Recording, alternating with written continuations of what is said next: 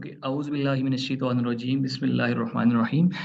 सो मेरा नाम नोमान अहमद है और आज इस वीडियो में हम डिस्कस करेंगे और ये अंडरस्टैंड करने की कोशिश करेंगे कि किस तरह से AIIMS artificial intelligence management system एक ऑर्गेनाइजेशन को हेल्प कर सकता है। एक ऐसी ऑर्गेनाइजेशन जो अपने बिजनेस प्रोसेस के अंदर एआई को हार्नेस करने की कोशिश कर रही है, अगर वो एम्स को कंप्लाई करती है तो एम्स किस तरह उसको हेल्प करेगा कि वो मेक श्योर कर सके कि they are using AI in responsible manner. So इससे पहले कि हम एम्स को मज़ीद डिस्कस करें, इसमें डीप डाइव करें, हमें अंडरस्टैंड करना पड़ेगा कि दुनिया में जितनी भी इंडस्ट्रीज हैं, चाहे वो हेल्थ केयर सेक्टर हो, फाइनेंशियल इंस्टीट्यूट्स हो या एंटरटेनमेंट इंडस्ट्री हो, जो भी इंडस्ट्री है, तमाम की तमाम इंडस्ट्रीज एक पर्टिकुलर रेगुलेशन, इंटरनेशनल स्टैंडर्ड्स को और बेस्ट प्रैक्टिस को फॉलो करती हैं। सो अगर दुनिया में किसी भी ऑर्गेनाइजेशन को मेक श्योर करना हो कि वो bare minimum best practice for information security को फॉलो कर रही हैं, सो ISO 27001 स्टैंडर्ड कम्स इन। इसी तरह आईटी ऑपरेशंस को अलाइन करने के लिए ISO 20000। सो सिमिलरली वो ऑर्गेनाइजेशन जो कि कोई एआई का सॉल्यूशन डेवलप कर रही है, किसी भी कैपेसिटी में एआई को यूज कर रही है, सो उनके लिए जो स्टैंडर्ड है that is AIIMS ISO 42001। So ISO 42001 और इस तरह के जितने भी इंटरनेशनल स्टैंडर्ड्स हैं, ये हेल्प करते हैं किसी भी ऑर्गेनाइजेशन को कि वो एक बेसिक गवर्नेंस मैकेनिज्म इस्टेब्लिश कर सकें। और पीपल, प्रोसेस एंड टेक्नोलॉजी, यानी उनके जितने भी ऑपरेशंस हैं वो ट्रेन लोगों के जरिए हो रहे हों, और वो ट्रेन लोग प्रोसेसेस डिफाइन करते हैं और देन टेक्नोलॉजी की इम्प्लीमेंटेशन होती है। So regardless of what technologies, either it is AI, blockchain or another whatever technology is. So it always starts from people, process and technology. So जब भी हम बात करते हैं किसी भी ऑर्गेनाइजेशन में एम्स की इम्प्लीमेंटेशन की, सबसे जो पहली चीज़ है वो हमें अंडरस्टैंड करना होता है कि ऑर्गेनाइजेशन का कॉन्टेक्स्ट क्या है, उसकी बिजनेस रिक्वायरमेंट्स क्या है। आइदर आप सिक्योरिटी को इम्प्लीमेंट करने की बात करें या एआई को इम्प्लीमेंट करने की बात करें, it always starts from business requirements. Business requirements dictates the security or compliance requirements or AIMS implementation requirements. So first of all, we need to understand the context, the internal, external issues, and then we need to make sure we engage the senior management. Once we engage the senior management, then we have to make sure we establish a mechanism of accountability and transparency in an organization. Then हम उस standard से relevant policies लिखते हैं, then risk assessment करते हैं, और then as per the standard अगर हम इंफॉर्मेशन सिक्योरिटी की बात कर रहे हैं तो किस तरह से इंफॉर्मेशन सिक्योरिटी के कंट्रोल्स को इनकॉर्पोरेट करेंगे ऑर्गेनाइजेशन में। अगर एआई की बात कर रहे हैं तो हम एआई से रेलिवेंट जो एस्पेक्ट्स हैं, for example risk assessment, impact assessment, हम किस तरह से इंश्योर करेंगे कि एक ऑर्गेनाइजेशन जो एआई का सोल्यूशन यूज कर रही है, उसमें जो डाटा यूज कर रही है, वो उसमें कहीं वो पेशेंट की हेल्थ इंफॉर्मेशन तो कैप्चर नहीं कर रहे, कहीं वो क्रेडिट कार्ड का डाटा तो यूज कर रहे। तो इन तमाम फैक्टर्स को हमें कंसिडर करना होता है। सो एम्स को इम्प्लीमेंट करने से, यहाँ पर मैं एक चीज मेंशन करता चलूँ, कंप्लायंस का मतलब ये होता है कि एक ऑर्गेनाइजेशन जो कंप्लायंट है, वो अपने उस स्पेसिफिक वर्टिकल में, जिस चीज में वो कंप्लायंट है, उसकी bare minimum best practices follow कर रही हैं। उनके पास स्टैंडर्डाइज पॉलिसीज एंड प्रोसीजर्स हैं, वहां पर अकाउंटेबिलिटी एंड ट्रांसपेरेंसी का मैकेनिज्म स्टेब्लिश है। सो इसी तरह जब आप एम्स की बात करते हैं तो एम्स भी बहुत हमें हेल्प करता है जब आप एम को कंप्लाई करते हैं ISO 42001 को। सो आई इसमें कुछ इस तरह के कंट्रोल्स हैं, फॉर एग्जांपल कुछ कंट्रोल्स लाइक इस जो भी स्टैंडर्ड्स होते हैं उनके अंदर क्लॉजेस होती हैं सेक्शन 4 से सेक्शन 10 तक, देन कंट्रोल्स होते हैं। सो अगर हम बात करें ISO 42001 की, तो ISO 42001 ये एम्स के अंदर इस तरह के कंट्रोल्स हैं फॉर जो आपको हेल्प करते हैं कि आप अपनी जो प्राइवेसी या सिक्योरिटी की रिक्वायरमेंट्स हैं उनको भी मैनेज करें, और अल्टीमेटली जो अपनी ऑर्गेनाइजेशन है उसके अंदर जो रिक्वायरमेंट्स हैं उनको इनकॉर्पोरेट करें। सो एम्स आपको हेल्प करता है कि ऑर्गेनाइजेशन में एक गवर्नेंस का मैकेनिज्म स्टैब्लिश करने, जैसे हमने पहले बात की, जब first of all senior management को एंगेज करते हैं, देन हम एआई पॉलिसी लिखते हैं।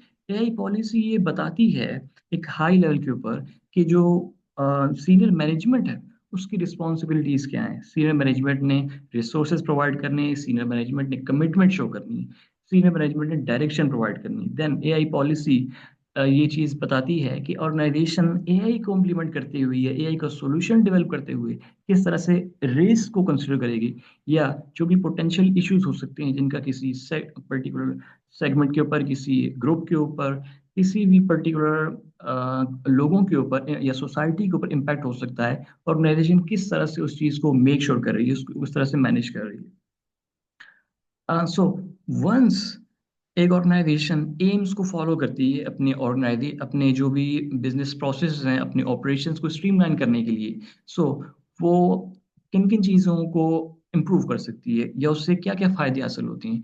For example, model robustness. So model की अगर बात करें तो machine learning model is basically a mathematical function जिसको हम एक इनपुट और आउटपुट देते हैं और लेट द मॉडल और एल्गोरिथम कैलकुलेट के how this x is related to y. So जब आप किसी भी ऑर्गेनाइजेशन में एम्स के कंट्रोल्स को इम्प्लीमेंट करते हो, देन आप ये शो कर सकते हो अपने कस्टमर्स को, अपने स्टेक होल्डर्स को, कि आप जो भी मॉडल इम्प्लीमेंट हुआ, जो प्रोडक्शन रेडी सॉफ्टवेयर है, वो रोबस्ट है, वो हर किस्म की कंडीशंस को टैकल कर सकता है, प्रोवाइडेड दैट आपने उसको किस तरह के एनवायरनमेंट में, क्यूबरनेटिस क्लस्टर के ऊपर किस सिचुएशन में हाई हाई अवेलेबिलिटी के अंदर डिप्लॉय किया हुआ है। इसी तरह एआई एक्सप्लेनेबिलिटी। नाउ आप जो भी डेटा यूज कर रहे हैं, you need to explain, you need to provide evidence कि वो डाटा किसका है, किन कस्टमर्स का है, कि आप कोई पर्सनल डाटा तो प्रोसेस नहीं कर रहे लोगों का, अगर कर रहे हैं तो उसको इनक्रिप्ट किया है कि नहीं। किसी पर्टिकुलर सॉल्यूशन को ट्रेन करने के अंदर अगर आपने पेशेंट हेल्थ इंफॉर्मेशन अगर आप प्रोसेस कर रहे हैं तो you need to give evidence कि वो डाटा आपने एनोनोमाइज किया हो। सो इसी तरीके से एम्स के अंदर एक बड़ा सेगमेंट है जो टारगेट करता है रिस्क मैनेजमेंट को। Risk management is a very key area for AIMS. So AIMS के अंदर एक्सप्लिसिट रिक्वायरमेंट, एक ऑर्गेनाइजेशन के पास एक कंसर्न रिपोर्टिंग प्रोसीजर होना चाहिए, कंसर्न रिपोर्टिंग फॉर्म होना चाहिए, कि अगर कोई बंदा ये देखता है ऑर्गेनाइजेशन के अंदर कि कोई एम्प्लॉय, एक्सवाईजी एम्प्लॉय किसी बेस्ट प्रैक्टिस को फॉलो नहीं कर रहा है, due care and due diligence को फॉलो नहीं कर रहा है, या एआई को मिस यूज कर रहा है, so there should be a procedure mechanism to report such things. Also there should be a proper risk management process that is basically explicit requirement of ISO 42000 section 6, and also in controls as well. So risk management में एक चीज यहाँ पर additional है, that is impact assessment. For example, आपका जो machine learning model है, उसके उसके उसमें आप कोई इस तरह का डाटा ना यूज करें जिससे वो कोई बायस रिजल्ट जनरेट करने लग पड़े। और एक एक चीज के अंदर एक पर्टिकुलर फाइंडिंग है जो कि प्रीवियसली जब मैं इस प्रोजेक्ट के ऊपर एम से वर्क कर रहा था तो ऑडिटर ने एक माइनर नॉन कन्फॉर्मिटी निकाली, दैट दैट वाज कि आपने risk assessment based on the results of impact assessment करनी है, यानी the output of impact assessment should act as input for risk management. Next हम चलते हैं एथिक्स की। सो एथिक्स अगेन बहुत ही इम्पोर्टेंट फैक्टर है, एक एस्पेक्ट है एआई का। जब भी आप कोई एआई का सॉल्यूशन बनाते हैं, डेवलप करते हैं, तो एथिक्स उसके अंदर एक बहुत बड़ा कंसर्न है। आपने मेक श्योर करना होता है कि आपका जो सॉल्यूशन है वो एथिकल बाउंड्रीज के अंदर रिजाइड करता हो ना। एक चीज यहाँ पर मैं दोबारा से एक्सप्लेन करना चाहूंगा कि एम्स की इम्प्लीमेंटेशन से हम ये मेक श्योर कर रहे हैं कि एआई रिस्पॉन्सिबल तरीके से यूज की जा रही है। मगर ये चीज क्यों जरूरी है, इसकी मिसाल रियल लाइफ में दूं। फॉर एग्जांपल, अगर एक आदमी रोड के ऊपर गाड़ी ड्राइव कर रहा है, तो he or she needs to drive the car or vehicle responsibly, otherwise वो किसी को हर्ट कर सकता है, किसी की जिंदगी को नुकसान पहुंचा सकता है। So that's why there is a regulation, there traffic rules are in place, driver के पास लाइसेंस होना चाहिए। तो same is the case for AI.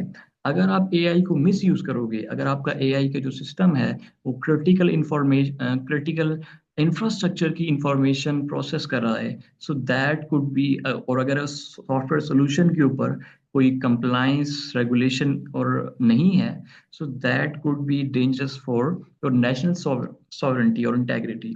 So that's what is important कि जितने भी सॉल्यूशंस हैं वो एम्स को, आईएसओ 42001 को फॉलो करें। सो नाउ वंस ऑर्गेनाइजेशन के अंदर अकाउंटेबिलिटी एस्टेब्लिश है, गवर्नेंस सेट है, now you can go ahead and expand your software. अगर आप उसको मल्टी क्लाउड पर डिप्लॉय करना चाह रहे हो, मुख्तलिफ इन्वायरमेंट्स के साथ इंटीग्रेट करना चाह रहे हो, because now your processes are basically streamlined, your procedures are standardized. Now you can scale your business because you are now operating in under ethical and compliance boundaries. So again, these are the results basically जब आप एक standard को follow करते हो, best practice को follow करते हो, किसी भी वर्टिकल के अंदर। लेकिन हम यहाँ क्योंकि स्पेसिफिकली एआई की बात कर रहे हैं, तो अगेन जैसे हमने स्टार्टिंग में डिस्कस किया था, people process technology, technology is not there for business. कहने का मतलब ये हुआ कि कोई भी कंपनी बिजनेस टेक्नोलॉजी को यूज करने के लिए नहीं रन करती। अल्टीमेट ऑब्जेक्टिव हर बिजनेस का यही होता है कि वो अपने रेवेन्यू को इम्प्रूव करें, अपनी बिजनेस कंटिन्यूटी को इंश्योर करें और अपनी बिजनेस रिक्वायरमेंट्स को मीट करें। टेक्नोलॉजी, चाहे वो एआई है चाहे ब्लॉकचेन है, वो उनको हेल्प कर रही है। That's why they are using AI, that's why they are using blockchain. And in order to make sure उनकी यूज ऑफ टेक्नोलॉजी अगर एआई और ब्लॉकचेन वॉट एवर वो वर्थ इट हो, उनकी जो इन्वेस्टमेंट है टेक्नोलॉजी के ऊपर, they need to have a governance setup. So that's the crux of this entire presentation.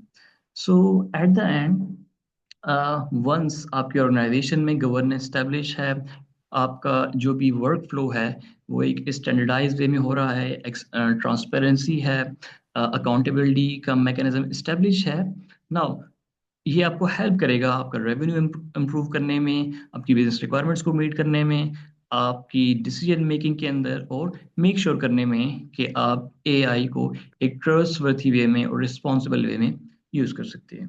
सो जज़ाकल्लाह खैर। अस्सलामु अलैकुम वरहमतुल्लाहि वबरकातुहू।